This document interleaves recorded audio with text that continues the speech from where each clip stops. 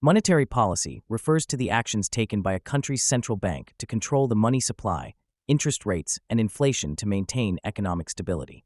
The goal is to promote economic growth, control inflation, and manage employment levels. Who controls monetary policy? Monetary policy is set by the central bank, such as Federal Reserve US, European Central Bank ECB, Bank of England UK, Reserve Bank of India RBI. These institutions use different tools to influence the economy. Types of monetary policy.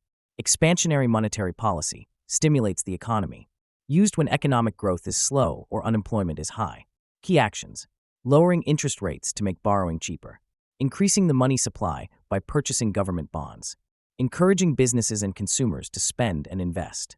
Example, during a recession, the Federal Reserve lowers interest rates so businesses can borrow more easily, leading to job creation and economic recovery. Contractionary monetary policy controls inflation, used when inflation is rising too fast, reducing purchasing power. Key actions. Raising interest rates to slow down borrowing and spending. Reducing the money supply by selling government bonds. Preventing the economy from overheating and causing high inflation. Example, if inflation is 8%, the central bank raises interest rates to make borrowing expensive, reducing spending and slowing down price increases. Main tools of monetary policy. Interest rates. Adjusting rates influences borrowing and spending. Open market operations. Buying or selling government bonds to increase or decrease the money supply. Reserve requirements. The percentage of deposits banks must keep instead of lending out. Higher reserves limit lending, while lower reserves encourage loans. Why is monetary policy important? Controls inflation. Prevents prices from rising too fast. Encourages economic growth. Stimulates spending and investment. Regulates unemployment. Expansionary policy creates jobs, while contractionary policy prevents economic overheating. Example of monetary policy in action.